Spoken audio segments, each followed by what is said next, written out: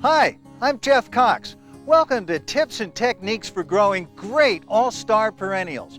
These are the techniques that the experts use to grow herbaceous perennials. First of all, what is an herbaceous perennial? It's any plant whose roots live over the winter under the ground, but whose tops die back. So it has no woody parts like a shrub or a tree. And it's not an annual that dies completely every year. It is one that comes back for you. They're useful. They'll splash your property with color. They're beautiful. They're among the most beautiful of all garden plants, and they are reliable. They come back every year. In fact, you'll go out in the spring and you'll see those things come up and you'll say, hey, my buddies are back. You're going to learn some tips and techniques the experts use to design beautiful perennial gardens and to ensure that they come back every year.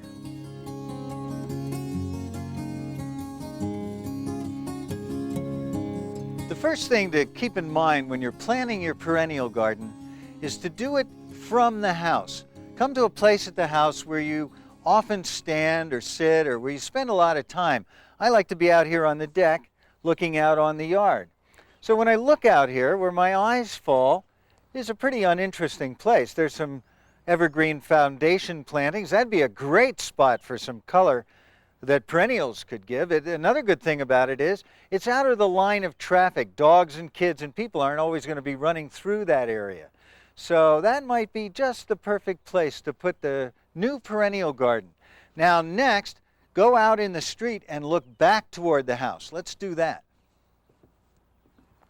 Now from the street, you can look back at the house and you can see the areas that need color to kind of bring the house up and make it look good. The area that we thought might be a good perennial garden from the deck still looks to me like an excellent place for a perennial garden. Now it's easy enough to use a gardening hose to lay out your perennial bed. Just take it and lay it where you think the bed will look the best. I've laid it here in this area by the shrubbery, but I don't think it really looks good this way. That's one of the benefits of doing this, is before you dig everything up, you can actually see how it looks.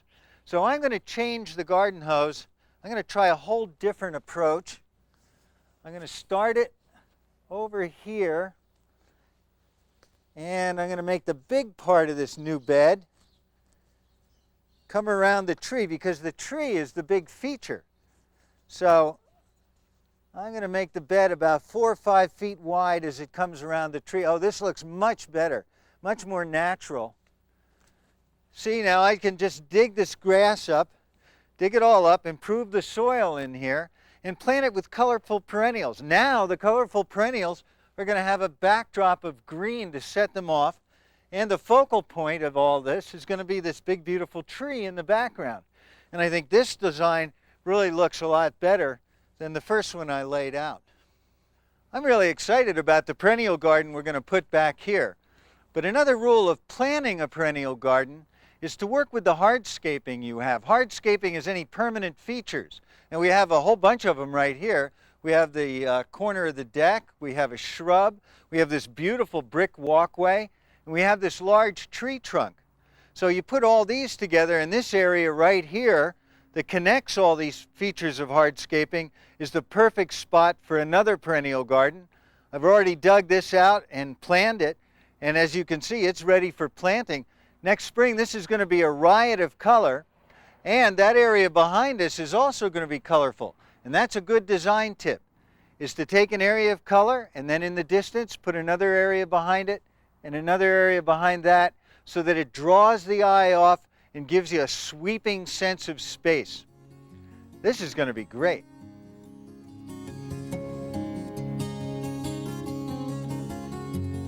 It's important to plan your garden out on paper before you do it in the garden, because it's a lot easier. Here's the whole property. Here's the house in here, the driveway and the walkway to the street, and the walkway around into the front door. So this is a perfect place for a perennial garden. Now you can see I've put in some perennials that take up about 1.5 feet or 2 feet, so I can tell I only need about 7 of them there. You can lay out your gardens, count the perennials so you don't buy more than you need, because you don't want to spend more money than you have to. Then go around the rest of the property. If you have a bay window here, you can see a nice garden out the window. Maybe this is open for badminton and playing games with the kids and the dogs, but then in the corner, another perennial garden here. And you can put in exactly the right number of perennials and count them. Now let's see how some of these designs look in real life. When designing a perennial garden, you can go for the informal look, where everything is planted helter-skelter. Here, red astilbes anchor the center of an informal border. Here's another informal border with a mix of many colors. You can also design a very formal area of perennials. Just look at the symmetry in this garden. A Mediterranean garden can have tender herbs and plants in pots that can be protected in the winter. Here's rosemary done as standards, that is, as small trees in pots. Many people use the English style of perennial border. Here's a typical English perennial border with drifts of plants with elegant colors. English-style perennial gardens often flank a central walkway, like this grass path. The American-style garden, on the other hand, tends to be bigger and more colorful. Here, a hot American native, Rudbeckia, called black-eyed Susans, and cool grasses are used together. When designing your garden, you can choose plants of all one color. Here's white. And here's one done all in yellows. Make sure your perennial borders have a good backdrop. This fence makes a great one. And here, a lattice fence gives a strong backdrop to yellow roses and lavender phlox. All gardens need a strong focal point, a place the eye is drawn to. Notice how strongly your eye is drawn back to the bench. And here, a small seat makes a good focal point in a garden of trees, shrubs, and perennials. Consider a water feature in your perennial garden. It can be as simple as a small pond like this one. Or the water feature can be large and elaborate, especially if a natural pond or stream is a part of your property. It helps if your perennial garden isn't all level and flat, but it's planted on uneven terrain, so there are steps and stages for the plants to be shown at their best.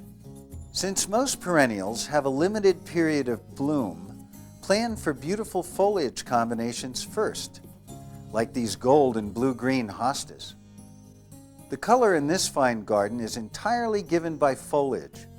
Hostas at the top, ajugas with their little red centers in the middle, and down at the bottom, some leaves of mottled pulmonaria.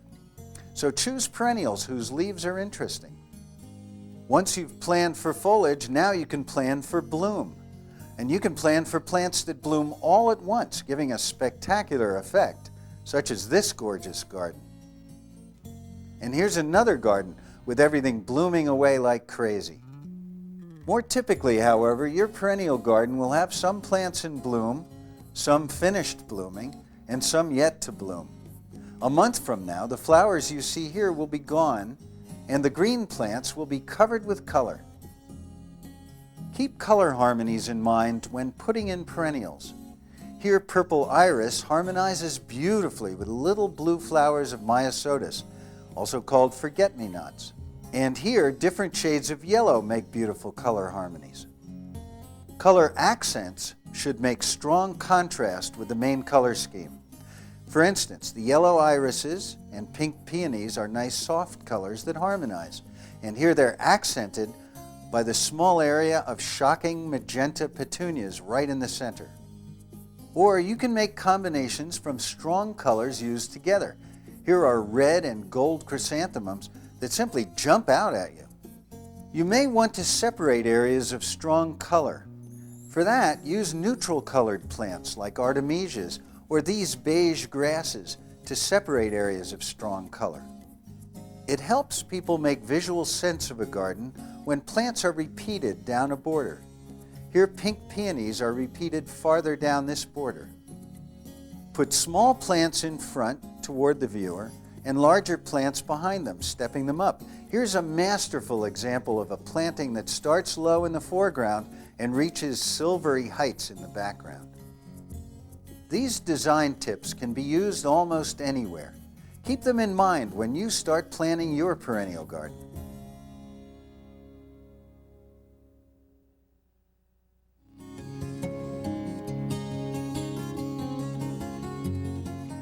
One of the most beautiful things about perennials is that you can often get them for free. If you have neighbors that grow perennials, they're usually happy to give you a clunk of whatever they got.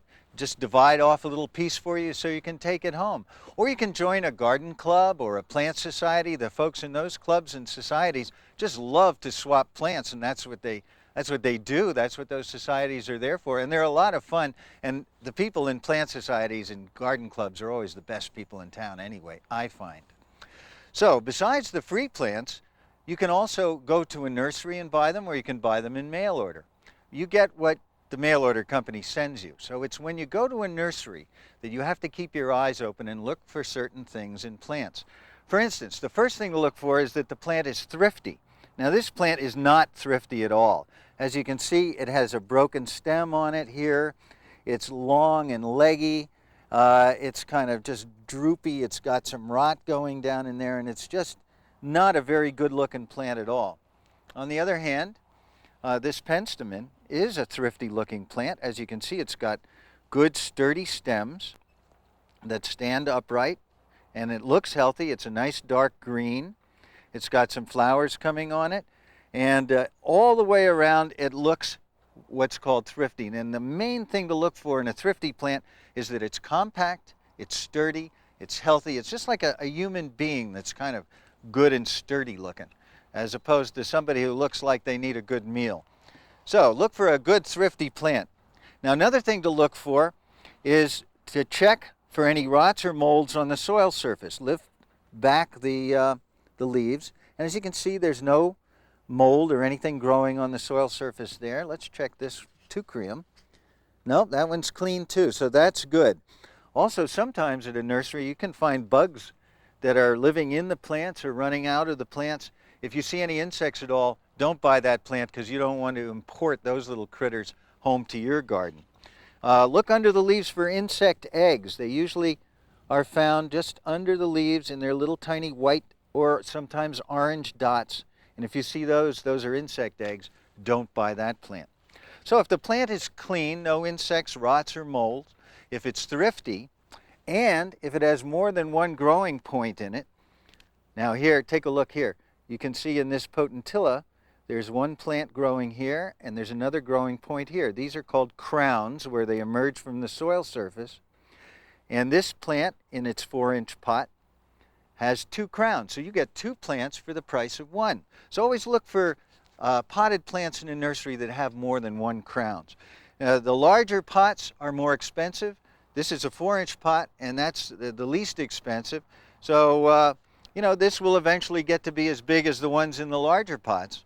So you can save some money by buying plants in 4-inch pots. So keep those factors in mind, and if you find a plant in the nursery that fulfills all of that, take it home. That's the plant for you.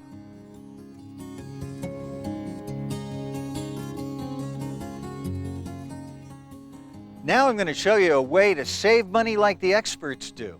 When you go to a nursery to buy a perennial, you can take that one perennial, if you know what you're looking for, and turn it into many, many plants. All the same perennial, of course, but you can get many plants from one. The first thing to do is to look for a plant that has many crowns coming out of the soil surface. As you can see, this Tilbegia has, a whole bunch of them. Let's take it out of the pot and take a look. It's kind of pot bound, so it really needs to be divided. So from this one plant, you can just divide it right down the center. Just take your spade or your trowel, cut it right in half. Let's see what we get here.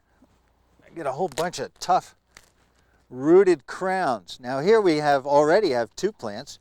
You can take this one and break this one in half, and see there's still plenty of crowns. And you got 2 more here. You just take these. You can even get them smaller than that. But this is a nice sized plant. So here you have 1, here you have 2, and here you have 3 plants for the price of 1. Now that technique is called division. You just go plant those in the garden.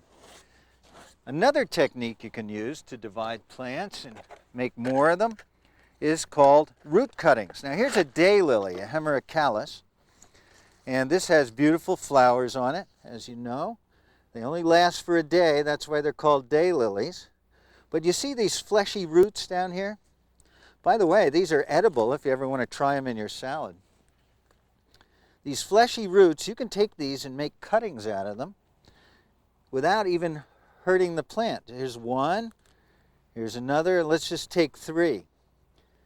Now, plant these in a pot about a ½ inch below the soil surface, the same way that they grew. You can just put them in like that. Another one and another one. Put them in soil, cover them over and water them in, keep them moist, and they'll grow. And each one of these roots will make a new plant. Make sure that they have these little feeder roots, because those are the ones that are going to help the plant get established. So if they have feeder roots and the nice fleshy root, you'll get many plants. And you can just then take the original daylily, you haven't hurt it, you've only taken a few root cuttings off, and plant it. So that's another way to get increase. A third way, here's a penstemon, is to take a stem cutting. Now, don't take a stem cutting on a stem that has a flower on it. Find one that doesn't have flower, because you don't want one that's putting its energy into reproduction and flowering. You want one that's putting its energy into growth. Just take the cutting, take off the bottom leaves, strip them off, take a pot, make a hole. You can dip this in rooting hormone and it'll help. Firm it up, put a little soil around the top, water it in and keep it moist, because if it dries out it's going to die, because this thing doesn't have any roots.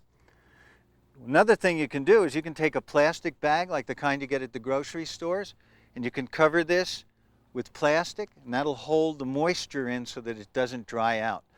Keep it out of the sunlight, keep it into a shady area, so that it gets a good chance to grow new roots. And as you can see from this one plant, you can get many plants. It's a technique experts use all the time to get increase. It's easy to do and you can do it.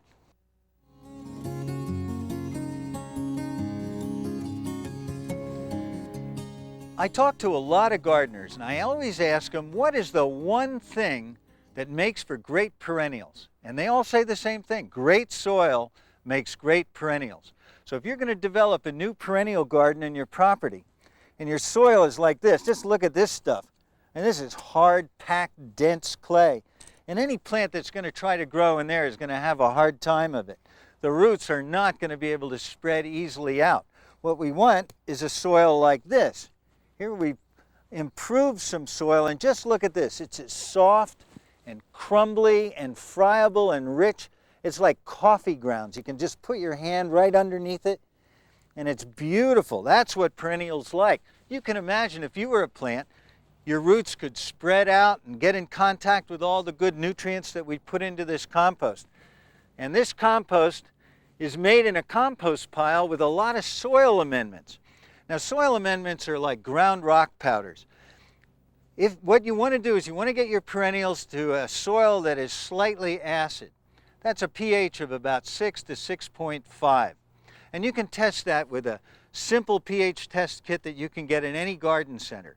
So you can find out what your soil is like. And if it's more acid than that, you can use something like ground limestone.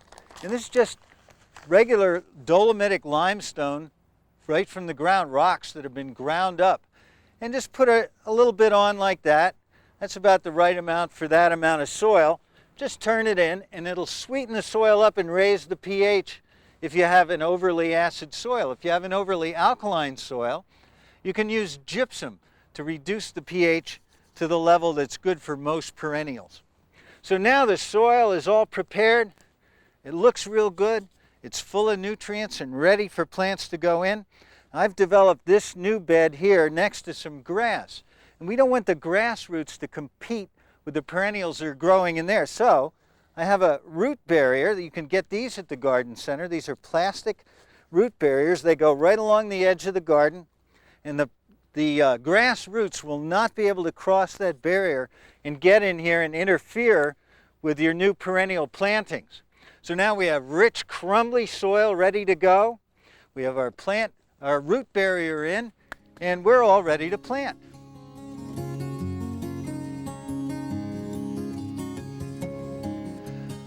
One of the factors that limits good growth in the garden the most, and one of the least thought of, is the amount of water. Most plants need an inch of water a week during the hot months because an awful lot of water is transpired through the plant leaves and just simply evaporates out of the soil. So you need some strategy for making sure that your perennial garden stays moist during the hot months. Now, the highest tech solution is an in-ground watering system. Here's an emitter that will throw a spray over this whole garden. This is a big guy and it's connected to an underground piece of PVC tubing that goes back to the house and the water supply. And to this kind of in-ground system, you can connect drip irrigation and small emitters that will put the water just where you want it to the plants individually. And that's a good thing if you want to conserve water. You don't want to have high water bills, and you don't want to water the weeds. You just want to water your perennials. So with a drip system, you can put the water exactly where you want it.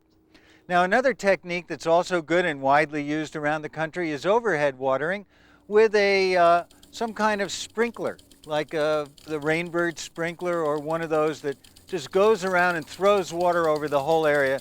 And they're very good. You can test the amount of water that goes to your garden by simply putting a glass out there where the sprinkler is operating, and when it reaches 1 inch deep in the glass, turn the sprinkler off. That shows you've got an inch of water. So that's very effective, but the only thing I'd say about that is do that in the morning. Do overhead sprinkling in the morning. The reason for that is it gets water to the plants during the heat of the day when they need it the most, and the water will evaporate off the leaves by night so that the plants enter the nighttime coolness when they're dry, and that won't promote rots and mildews. If the plants are wet when it cools off in the evening, it gives mildew a chance to get started. The lowest tech solution, but one of the very best, is just a good thick mulch. Now, this part of the garden has a good 4 inches of mulch. This is good shredded bark mulch over the soil surface. Now, the hot summer sun beating on this is not going to be able to reach the soil and evaporate the water out of the soil. So the mulch, besides keeping down weeds, will really hold in moisture. I would suggest that you always keep 3 or 4 inches of mulch over all your perennial gardens, not only for weeding, but for the moisture holding capacity of the mulch. And as the mulch decays, it fertilizes the soil. So there's lots of ways to handle watering. The very best is let nature do the work when it rains, and use that mulch to hold the rainwater in the soil.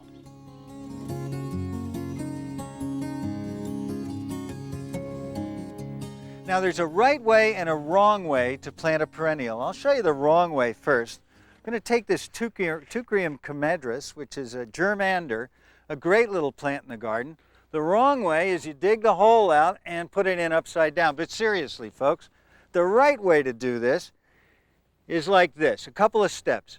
Look on the outside. See how all these roots have grown around the outside? It's a good idea to take the back of your pruning shears and just score down the outside like that. Just tear them up all the way around. That kind of loosens them up, gets them ready to spread out in the soil. It also makes the plant produce some hormones that are going to help those little feeder roots to grow.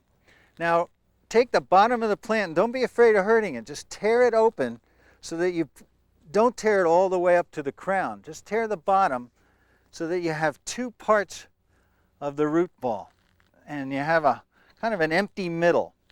And you see it has some nice shaggy roots hanging down here. That's what you want.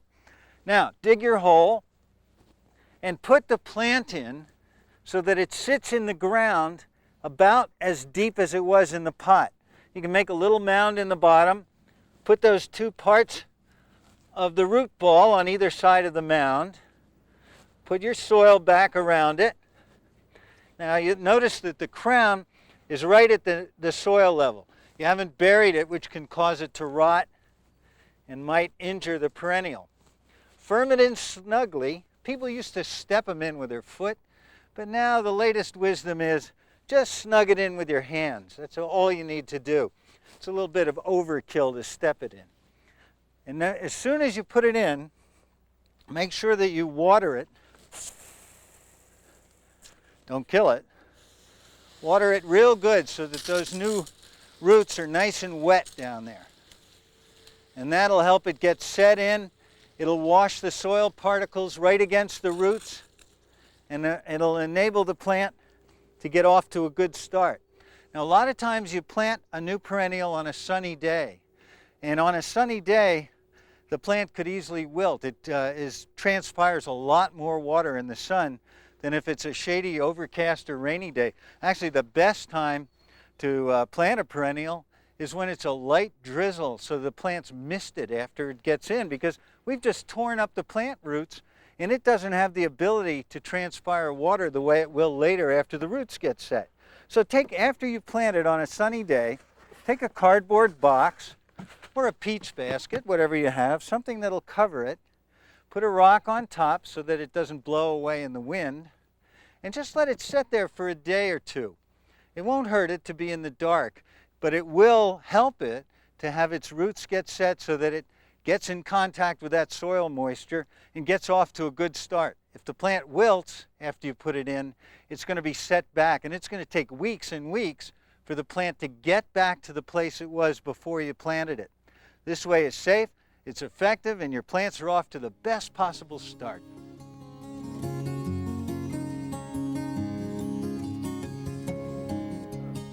There's an old saying among perennial growers that with perennials, it's first year sleeper, second year creeper, and then third year kapow. And what that means is the first year you put in your perennials, they just kind of sit there and they don't grow very much. They just kind of sleep. The second year they start creeping out and you start getting more plants and more crowns. And then the third year they go crazy and fill in completely. So if you have about a large bed that you want to fill with perennials and you don't want to spend $1 million, here's a way to do it. Divide the bed into thirds. In the center third of the bed, put your perennials. These are perennial violas. And I'm packing them in here. Then on the two wings out here to this side, I'm putting annuals for color and fragrance. These are stock and they're fragrance. They have a beautiful smell. And over on this side, more annuals. So the first year, these perennials are going to sleep. They'll be sleepers. The second year, they'll be creeping out and making more plants. Now these annuals will be gone. So I'm going to divide these in the second year, take the divisions and move them out to the edges of the bed. That way, for the price of just the perennials that go in the middle part of the bed, after 1 year, I'm going to have the entire bed filled with perennials. That saves you money, and it's very easy to do.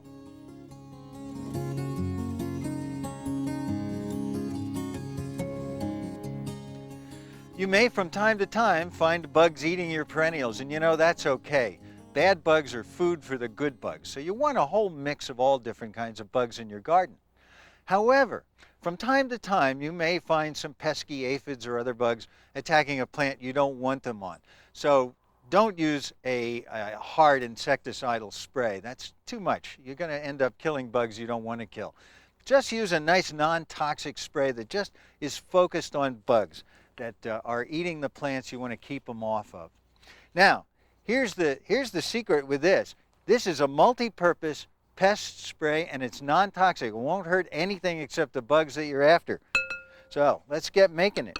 We're going to start with some water. Start with about a pint of water in your blender. Because it's non-toxic, you can use your blender. And let's start with some things that the bugs won't like. They don't like garlic, so let's put in some garlic cloves. And they don't like cayenne pepper. This is just ground red chili pepper. Use about a tablespoon of it.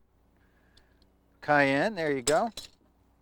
And another thing bugs don't like, especially the little soft bugs like scale insects, they don't like oil. It penetrates their bodies and it kills them. So use about a teaspoon of oil in this mix.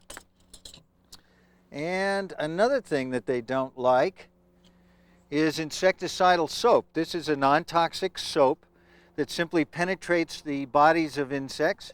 Put a teaspoon or so in there, and it kills them. Now for caterpillars, if you have some caterpillars in your garden chewing away, and you want to get them, use Bacillus thuringiensis. It's known as BT. It's sold in every garden center. And what it is, it's an insect disease, but it only attacks caterpillars. It doesn't attack any other life form, so it's safe for you, your pets, your kids, or everybody else. Just put about a teaspoon or so in there, and the spores of that will infect the caterpillars and turn them to mush and kill them. Finally, in the garden center, you can find something called neem extract. Now, neem is a tree that grows in Asia, and it has insect repelling properties. The insects just don't like it at all. So add some neem extract to your little witch's brew here. Put the top on, and we'll give it a few pulses.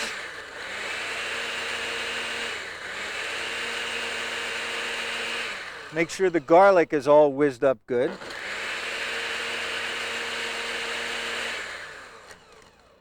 Okay.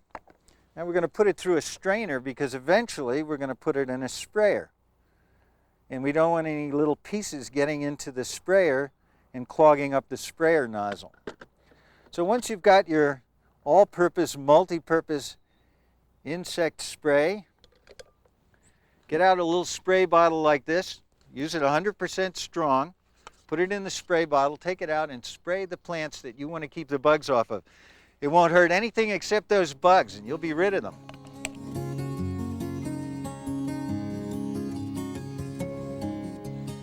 Here's some things you need to do in spring in the perennial garden.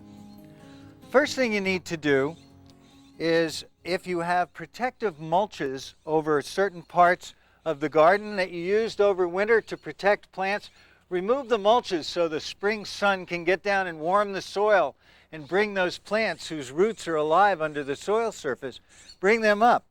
Another thing to do is fertilize. Now take some good compost, preferably stuff you made yourself over the winter time, and side dress your plants. Here's a delphinium, and I'm going to side dress it. Simply means put some compost around the plant where the rains will wash that fertilizing power down to the roots. So fertilize in the spring. That's a good thing to do. Give all your plants a good start. Another thing to do is, if you have things that you need to transplant from one part of the garden to the other, spring's a good time because there's not a lot of top growth. The roots are strong and ready to grow, so you transplant them in spring and they'll hardly know they've been moved. If you transplant them later when they have lots of leaves and stalks, it's going to be much harder on the plants. Also, it's the time to put in new perennials that you've gotten at the nursery or for a mail order. And here are two more things. Delphiniums need staking because they'll grow tall and they'll tend to flop over, especially in good rich soil like you have. So take some old dead sticks from prunings you made over the winter time and put some sticks around the delphinium so that as it grows, it'll grow up through these sticks and the sticks will help support it. And you can take some of that green tape that's so good for supporting plants and wrap it like that. And as the delphinium grows, it'll be held upright and it won't flop over. And another really important thing to do in the springtime is to divide plants. This is the time of year when you want to divide plants for the same reason that I said before. The roots will hardly know they've been moved if you do it at the right time. Now this plant comes out easy. It's ready for division. I'm going to take my trowel and just shove it right down between the crowns. Pull the crowns apart. We have two plants. Put one in here, and I'll find another place to put this one in. Two plants for the price of one. Division in spring is a very important thing. Those are the main tasks in your spring perennial garden.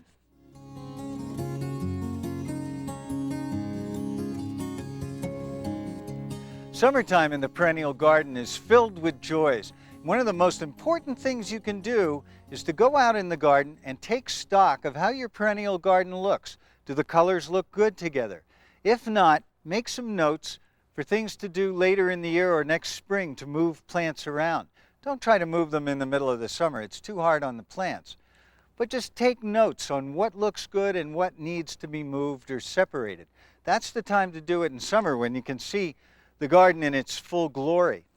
Now there's some specific things to do in the summertime in the perennial garden. One of the most important of those things is deadheading the old flowers that are spent on plants. Now here we have some Armeria maritima, or sea thrift, also called sea pinks. You can see why they're called pinks. They're beautiful plants. These are blooming nicely here.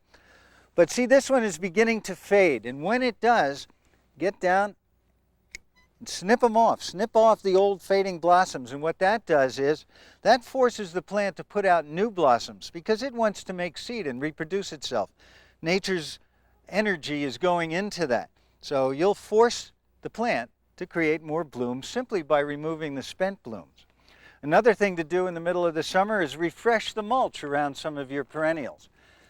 By doing this, by mulching between them, here I have some beautiful little campanulas, from the Latin word for bell, and you can see they're like little bells. Just refresh the mulch because over the spring and the warm months of summer, the soil microorganisms will digest some of the mulch that you put down in the very early spring. You want to keep a good level of mulch on there for a couple of reasons. One, it holds soil moisture in the ground, and two, it keeps the ground cooler, the perennials grow better. And three, it keeps the weeds down, and you don't want weed competition. And of course, it also looks really nice.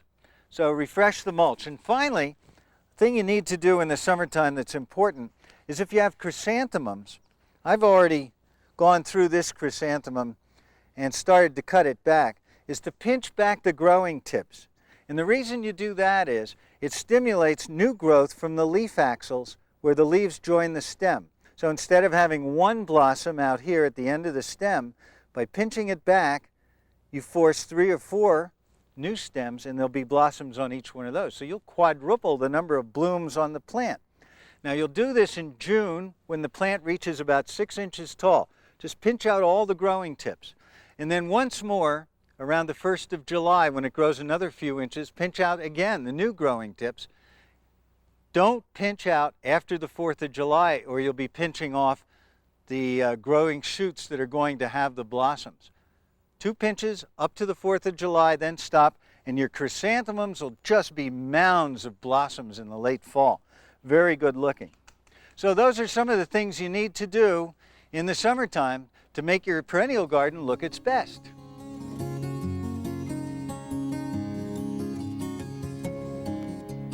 When fall comes, there are some things you need to think about and do in the perennial garden.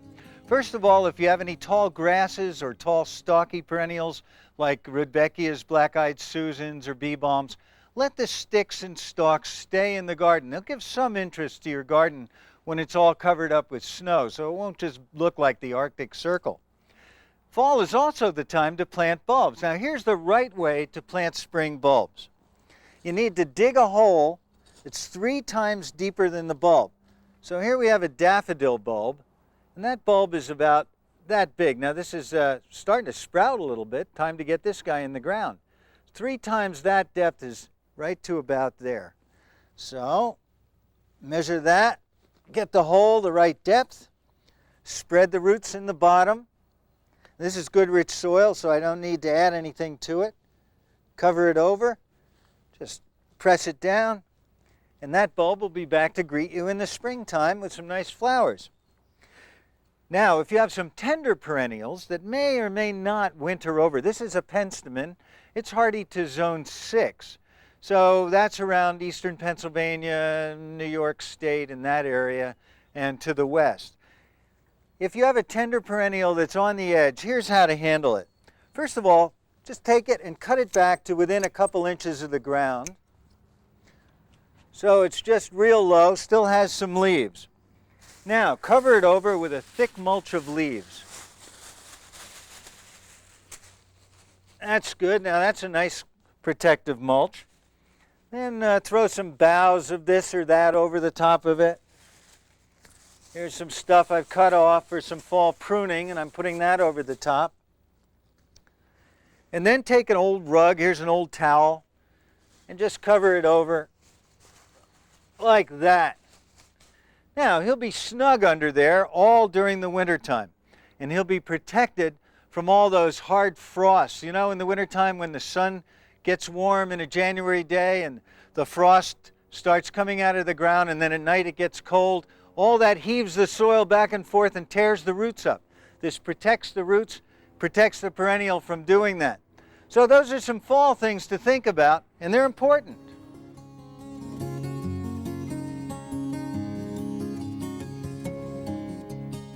In most of the country, winter in the perennial garden is a good time to stay inside, build a fire, stay warm, read your seed catalogs, and dream about what the garden's going to be like later on in the season when the world returns to life. But in the warm areas of the country, in the Sun Belt and out in California and the Pacific Northwest, some perennials will keep growing. This sage, for instance, will keep growing over the long into the fall and even into the wintertime, and it'll make this woody, stalky stuff, and it won't be very attractive. So since winter is not going to come along and cut it off at the ground, you have to play old man or old woman winter yourself, and you cut it off right at ground level like this. It won't hurt it. What'll happen is that the roots then in the springtime when the soil warms up will send up new growth, and it'll look refreshed and it'll look much better than if you leave that old stalky stuff. Also in warm areas of the country, there's a lot of problems with snails and slugs. So be on the lookout for them. One thing you can do for snails that's real easy is to make a mini snail condo out of one of these little plastic 6-packs that your herbs or annuals come in.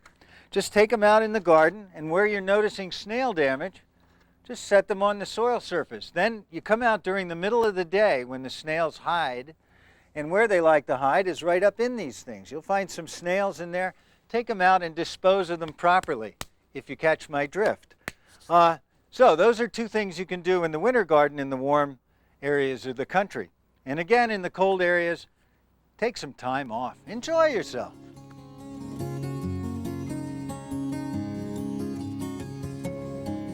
You may find that some of your perennials develop a white powdery substance on their leaves. That's mildew, and it's easy to prevent it with a non-toxic spray that only has 2 ingredients, ordinary baking soda and some insecticidal soap. Don't use liquid dish detergent because that can damage the leaves on your plants. Now, it's very critical that you get the right proportions.